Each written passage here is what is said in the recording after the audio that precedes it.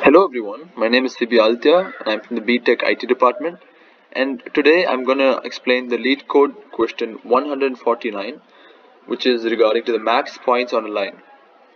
So before we get to the question or the answer, I want to explain this question in a very simple and very clear constructed manner. So let's say that we have a piece of paper and we have a bunch of points on this piece of paper, and we want to connect these points and form straight lines.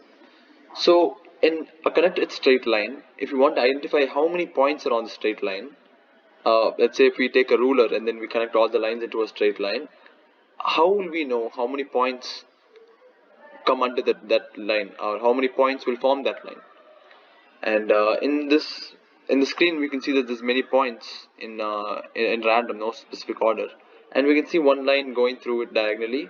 And through those lines, if you look closely, we can see that there's a few lines which the line has gone through, with a few points which the line has gone through.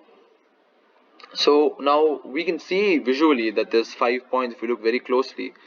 But to get it in a more precise and efficient manner, we'll have to write a code, and this is where the code comes in. And so now we'll think, okay, how do we code this? How is it possible for a computer to understand, that computers see how many points are on a line? Well, we'll have to give it the input of the number of lines, number of points which are given in total. So if we count all the number of points that we can feed into the machine, and then the code will work something like this. So first it looks at the point, each point one by one. So the code will run individually each time for each point. Please remember that very clearly, because we'll have to import loop functions. So for each point, so the code will work individually on. So on an individual level, it will look at all the other points and will try to figure out if they can be on the same straight line. So that is what I explained. So essentially, it will see one line and will see how many 1 point and how many points can it uh, fit, and how many points you can accommodate into a straight line if the line starts from that point. So it does. How does it do this though? Because it's pretty complex to think about, but in reality it's not very complex. So it does this by checking how steep or flat the line is between the current point and each of the other point. So we're drawing a point. We are drawing a line from point A, and let's say there's point B which does not fall on the same line. But 2 points, it's able to connect 2 points, because 2 points we're able to connect lines. The struggle comes when we have to connect 3 points, because they all have to be in the same axis. So let's say point A goes through point B. So we have a line X which is going through point A and B. Now let's say C is somewhat diagonal to A and B. It does not fall on the same line. So the computer will check how steep the line is between the other points. So in this scenario, it will be pretty steep, meaning it won't be on the same line or the same axis. Therefore, if the line between the 2 points has the same, so if it has a different steep slope, that means it will not fall under the same line. But if the slope is same, or the steepness of the line is same, meaning that means that point C falls under the line, the projection of the line which goes through A to B. So A to B, and the line will go on infinitely. If the slope is the same, or the steepness is zero, it's negligible, meaning the line C will be placed in a point. C will be placed in a point on the trajectory of line X. Therefore we can say that line X now has 3 points on it. So the code will have to keep track how many points have the same slope, and for each point is looking at. So it counts how many points have the same x coordinate.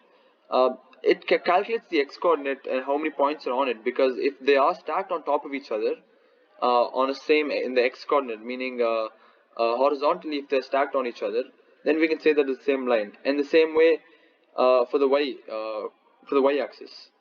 And we also have to identify duplicates, because if a point A and point B are the same point, we cannot say that there's 2 points on point on which 2 point which pass through the line, because in reality that's 1 point. And if we are going to say that, okay, that there are 2 points, we can then say there are 3 points, or there are 4 points, and we can go on infinitely. An infinite number of infinite points will be too much. It's too complex to understand. Not only by machines, by humans, by us as well. We won't be able to understand that. Um, so it will add up all these counts, and it will add 1 to the current point. And by adding 1 to the current point, because the current point also should be added, we get the maximum number of points that can be on the same line with the current point as reference.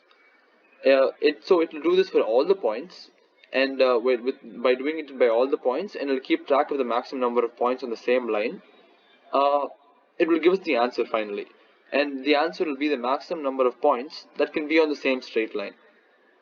Therefore, in simple terms, the code looks at all the points, checks how many can be on the same line as each point, and tells you the most points that can be in a straight line. Essentially, it's like finding the longest line you can draw through as many points as possible. And on the presentation, I've explained it in 5 points in a more algorithmic manner. And we can see that first we have to import the necessary modules and define a function to find the maximum number of points on the same line. Then we have to check if there are fewer than 3 points. Because if there are fewer than 3 points, we have to return the number of points because they're all the same line. Because any 2 points will form a line. This universal law. And then we have to iterate through each point and then calculate slopes to all the other points and then count the points with the same slope. Then we'll have to keep track of the maximum points on the same line. And finally, we'll have to return the maximum count as a result. Now we'll jump into the code. So first we have to import collections. We have to import a default dictionary from collections. So we'll import the default dictionary class from the collections module, and this is used to create a dictionary that can handle default values for keys that do not exist. Then we will define a max points function which will take a list of pointers as inputs, and pointers in this scenario means points. So each points will have to be taken as a list as an input. And then we have to check if there are fewer than 3, as mentioned earlier, because if there are fewer than 3, the function will return the number of points because all of them are considered to be on the same line essentially. Then we have to initialize max points to keep track of the maximum number of points on the same line. Then the code will then iterate each point in the list, and it will create a dictionary called slope count to keep track of the count of the points with the same slope relative to the current point. It initializes counters for duplicates, and duplicates here refers to the points that are duplicate of the current point. Meaning if A and B are the same point, then B is a duplicate of A, or A is a duplicate of B, meaning that there's the duplicate that exists, and we have to identify that. And then it will initialize cur max, which will be used to a variable that we declare, which will be used to keep track of the current maximum number of points. So at the moment while the code is running, how many what's the maximum number of points will have to be saved in a variable. Then nested loops are used to compare the current point with all the other points that come after it. The code will calculate the difference dx and dy between the current point and the other point. So if dx and dy are 0, it means that the points are duplicates, and the duplicates counter is incremented. So we'll have to keep a separate count for the duplicates to make sure that they don't mix up with the final result at the end. So yeah, the duplicates counter will be there, and duplicates have been incremented. We can see that we've incremented by 1. And if the dx is 0, the vertical counter is incremented. Otherwise, by the else condition, we say that if it calculates the slope as float dy by dx and increments the count in the slope count dictionary for that slope, it will then take that value and update the current max to keep track of the maximum count of points on the same line, as that is what we will be using to find the final solution. After comparing the current point with all the other points, current max or cur max is updated again to consider vertical lines and duplicates.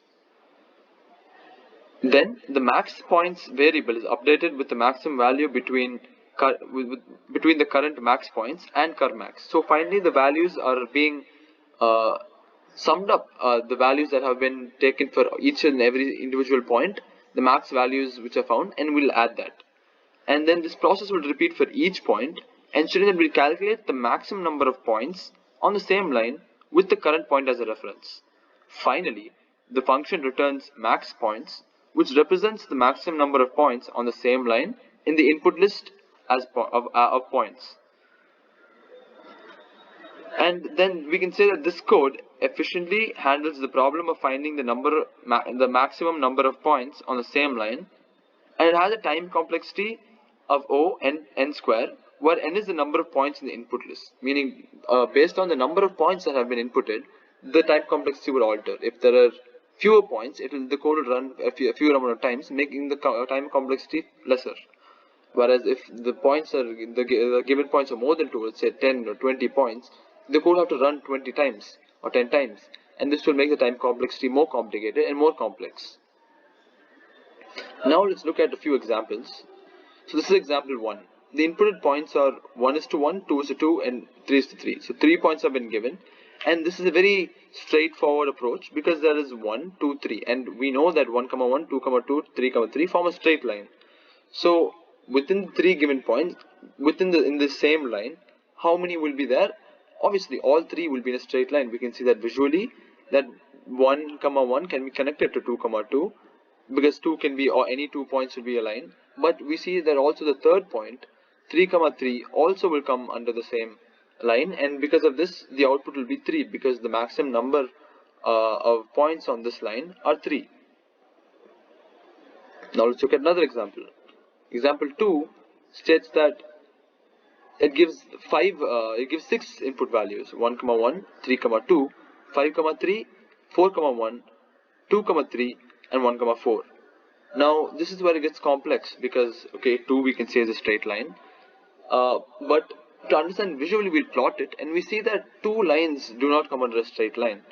2 points, one being 1, 1, and one being 5, 3. So the others, however, 3, 2, 4, 1, 2, 3, and 1, 4 will fall in the straight line. So therefore, in this line, this given line, this given points, a line is formed, and in that line, the maximum number of points are 4, not 6, because in the previous one we saw 3 and 3. We should not get confused. Here, even though there are 6 points that are inputted, only 4 will be part of the straight line. 2 will not be part of the straight line. This is because the slopes are not similar, and they also are not duplicates of the same line, and because of this, it just won't be a part of the line. So this is how the code works. I hope everyone understood, and I thank everyone for your time. Thank you.